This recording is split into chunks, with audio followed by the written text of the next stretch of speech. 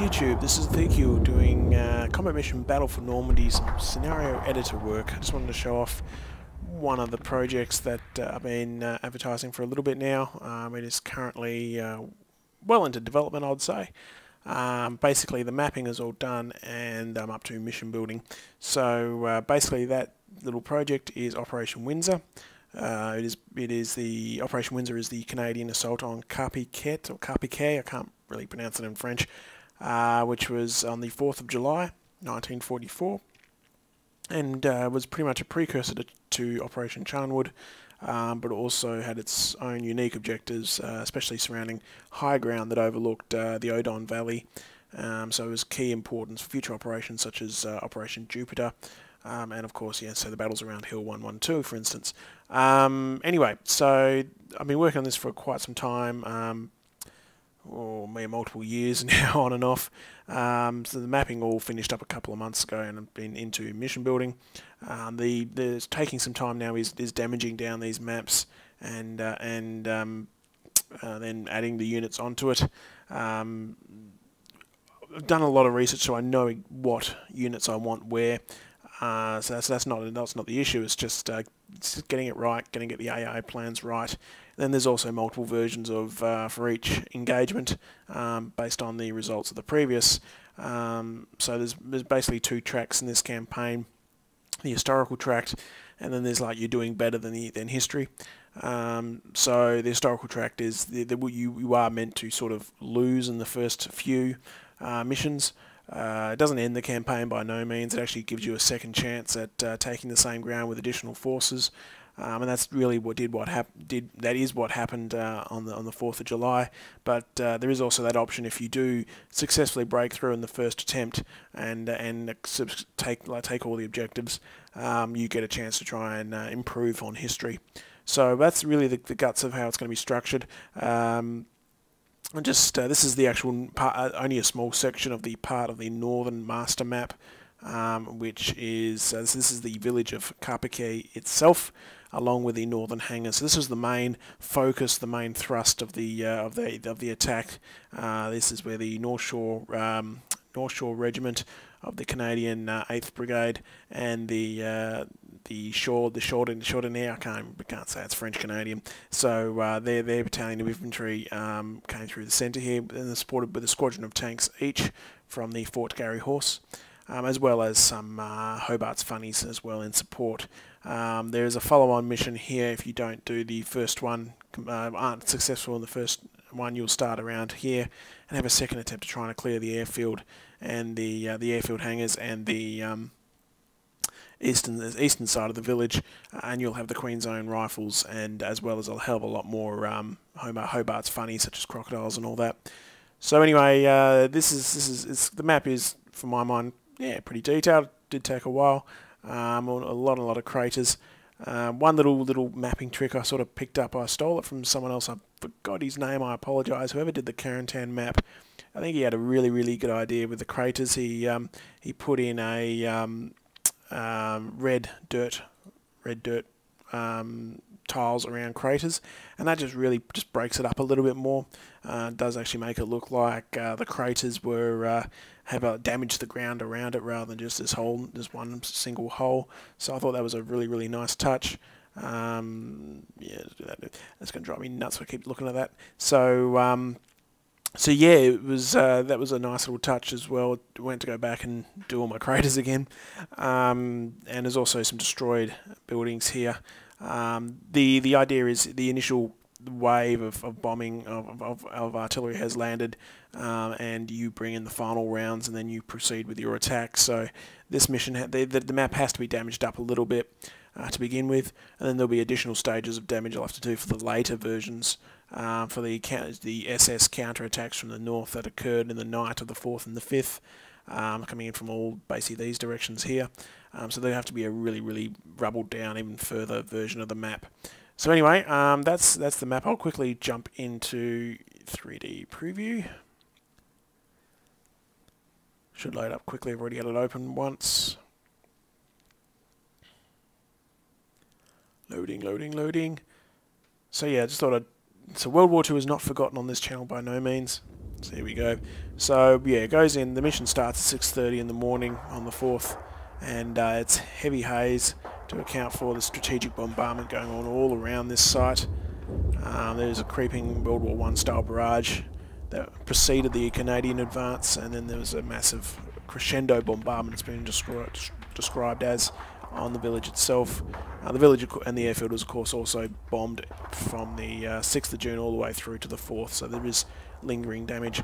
That lingering damage is such as, oh sorry, that's the what you get with the red dirt tiles.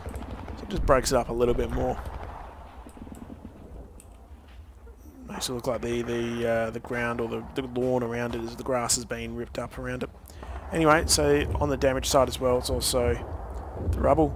I'm using 4 different mod tags for the rubble alone. So I'll have to cite those authors for those mods and thank them in the README. But there will be the map will look really strange if you don't use the mod tags. I think these are like sand and pebbles and all that. So if you don't do that, it's going to look really weird. So it sort of carries through a bit more. So these are where the hangars have completely been blasted. I did use recon photos that were taken late in June in 1944 that was used in preparation for this fight by the Canadians. So the actual initial hangars that are destroyed here are sort of mapping up to those photos. So yeah, I thought that's a nice touch, and if the fight does get to this point, you'll have to fight over some rubble to take those hangars, which are a key objective. And that also applies, doing the same trick with just destroyed buildings and all that. Just gives that a bit more flair, same as the destroyed walls and that here, rather than just have this. Because when you're doing the editor, you can't tell it to have ruins like you could in the combat mission. The first generation, the first CM1, you could actually tell it to rubble down, but you can't do that in this version yet. So you'd have to do these little tricks. I think it just makes it nicer. It makes it a bit more realistic, I think, rather than just destroy building then clean grass next door. There's also, I think there's already some damage on the church from memory. Yeah, just some very light damage on the church. That's another key objective, of course. So in later version, I think we'll see this tower be rubbled right down with destroyed roofs and all that. So yeah, this is just part of that first master map. And there's some nasty in-house fighting that has to go on. So you can see why the Canadians, just looking at from pull back a bit. This is the Canadian advance. So you've got the North Shores here and the Shords here. So basically the Shords had to take out the centre of the village here, and the hangars, well, the North Shores had to take the northern side of the village and cover the northern flank. Keeping in mind this was an advance into very enemy-held territory. In the Abbey Adans, I can't really know French. It's just over here where the 12th SS HQ was. So it's literally like, I think it's about less than a kilometre this way. So this was a real, and these forces in here were really attacked in the following days by artillery in that, because there was such a nasty probe in the flank of the Germans defending Caen. So and like just north of here as well is Alfie. So this is the initial planning for D-Day. The Canadians were meant to be able to race all the way down and capture Carpiquet from the north in the initial assault. That never happened. On the 7th there was that massive fight where the newly arrived 12th SS Division were able to ambush the Canadians just north of this map by about a kilometre or so around Alfie, and they really decimated the Canadian tankers in the flank. There is actually already a scenario based on that. I've been meaning to play that. I think it's a user-generated scenario. Can it come with a Commonwealth module where you can actually command the 12th SS in that counter-attack. It's an enormous tank battle, so I may actually think about that one for the future. Anyway, so yeah, it is a little bit misleading though looking at it like this. So the next bit I'll show you will include sort of some spoilers, so if you want this to be spoiler free, even though it's going to be a while I think till this gets out, yeah, you may want to stop the video right now. Okay, because I'm about to switch over to units, and so here we go. So this is just part of the roster. Both sides have core battle units for the entire campaign. It's a very, very short time frame, only about 36 hours for about 6 battles. So everything will be a core unit. Except all the fortifications, have to place all those manually. And why I was saying, so let's quickly look at the Allied deployment. Keep in mind there's reserves and all that. It's going to be really a straggly. How I pronounce it? It's a very slow moving advance, and you get stragglers coming in all over the place. So you're completely out of command and control. That's part of the point of the Canadian mission here. Is basically, you get all these forces scattered around, the threat of artillery bombardment coming on you, and you've got to break in, and you've got to decide, as these forces in piecemeal keep coming towards the fight zone here, when to actually launch your main assault. Do you go initially, do you go straight away to try and break in, or do you sit back and wait for half an hour or so and just hope that the Germans don't counterattack? So yeah, that's the plan with the Canadians. So lots of Canadians, 2 battalions of infantry. I have had to scale them down to about 70% damage, just to account for all the losses they were taking in the advance. I didn't want to. I think the advance here is long enough. I didn't want to do the full 1 kilometre advance over open fields under artillery fire. Firstly, 2 reasons. One, I think it's incredibly boring, and 2, the artillery. I don't know. I mean, I'm not blaming Battlefront. I know it's realistic, but the variables are just so much that, as a scenario designer, I can't account for how many forces you'll have and in what condition when you hit here where the fight has to really start. So I've sort of cut that out and done the deployment zone right at the tail end here, and just done like how the reserves arrive and also what pre-state they're in. I'm dictating that as a scenario designer, so so I know roughly how much strength you'll have going in without fail. So anyway, so yeah, there's 2 squadrons of tanks that will arrive as well.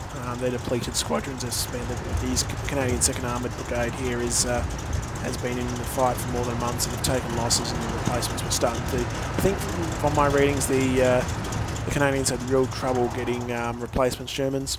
Not so much crews. They had those ready to go to ship over from England, but the replacement Shermans were a real problem, especially with the losses the Brits were taking.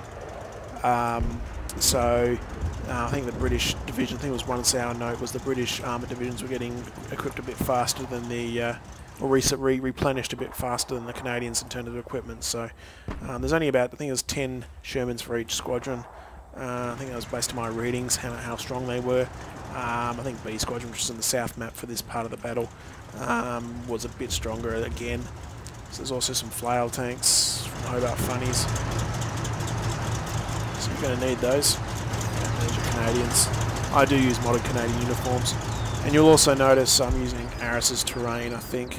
And there's a few other terrain bits and bobs. So I don't know yet what this will look like under default terrain, but I am designing it with the intention that people are using those terrain mods. Okay, and the objectives. So that's nice. You think, oh wow, there's also a lot of artillery there, you'll see. The idea is, and I'll tell this in the mission thing, you've got to use this straight away. Everything is designed as a World War I style creeping barrage, and this is the final crescendo of it.